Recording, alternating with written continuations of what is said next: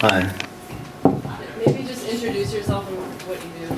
my name's Carib Guerra, and I work at a hotel in Manhattan. The Ace Hotel, I work at the Ace Hotel. Wrestling. And this is called The Good Days. The good days are the worst. It's them that make me hate the thought of more to come. Then there's the beach, the American dream. We visit on vacations just to get a taste of what we're missing. Heaven, an island in the sun, Margaritaville. The sand between your toes on a stroll to the waves. You dive in and the water is warm, the sun is warm, and when you crown from the waves, your body glistens like movie scene envy, and you drink your fill. Paradise. I once read an article saying the ocean has the same mineral makeup as amniotic fluid. A sunny womb. And I lie in the hammock laughing against the wind. The water is brown and playful. The sand is rich, black-flecked gristle, and smooth and wet where it's not dry. I could die here, and all I'd regret were my parents' tears. A black sand beach is gritty, dark. In the sun sparkles like broken windshield and mud. Drinking beers in the hammock under a thatched shelter, smiling at nothing to do, no worries, nowhere to be but here. Conversations about where we're from, how nice it is to be on vacation, if only this could last forever. Tess is short, a stout girl, but fit. She teaches aerobics in Holland, does graffiti too. We swim out a bit into the ocean, lay back in the water.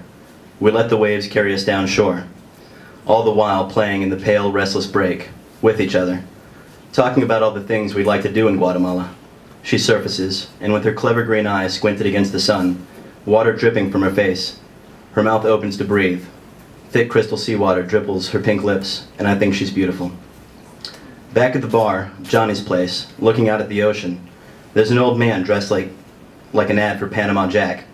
The sun is setting, and its yawning reflection climbs from the lap of the short waves onto the black sand, and it turns the beach a deep ashed-out red.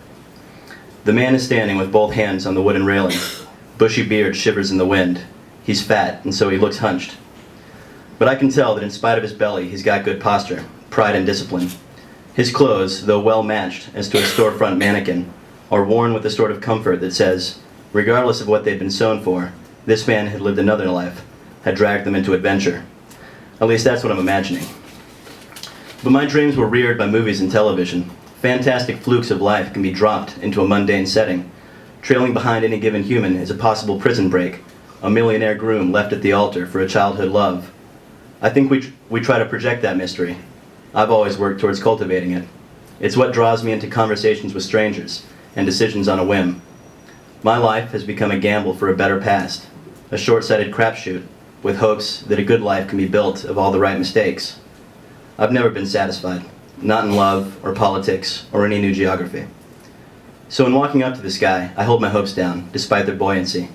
I stand right next to him, now seeing the sun wash red in his beard, and when he turns to look at me, his eyes are neither inviting nor dismissive, as though I'm simply a new object come to prove its worth in his reality. I say hi. He's got a thick accent, says he's from all over, raised in Scotland, and he lives here now. It's beautiful here. Aye, it's breathtaking. This is his favorite time of year. He tells me that he's an old friend of Johnny's, that he needed to be away from a life, and John needed a permanent bar manager. Sometimes it works out like that. I guess so, I say. And we stand for a moment, I in startled reverence, honest envy of a life I'll never have, he in searching the waves for whatever it was he saw before I got there, no mind paid. Finally I say, what did you do before, if you don't mind my asking? He turns towards me and breaks his carapalo, and lifts his tobacco mustache with a big rotted out smile and says, drugs. He says, I used to smuggle drugs by ship. It's how we met Johnny. He would come into port on his way from Colombia. Now I'm in awe. Amazing, I say. Why'd you stop? Retired is all. Nothing lasts forever. It was time, and that game isn't so easy as it was before. I nod, imagining the adventures he must have had, and I say, that's the sort of life I wish I could have. And he laughs around his cigarette. I wouldn't have asked for another. The night is slipping in, the girls have gathered again at the big table, and he asks if any of them are my girl. No, I just met them, I say. Well, don't waste your time talking to an old fart like me. Everybody's looking for somebody here. Best part of it. I tell him I'll keep that in mind. We exchange names. I'm Carib, like the Caribbean. Here they call him T. I'd never heard my name in Scottish before, heavy and rolling weight, and he says, "Carib, enjoy yourself. You'll find whatever life is yours." I take this gem with a final handshake and affix it securely to my ego.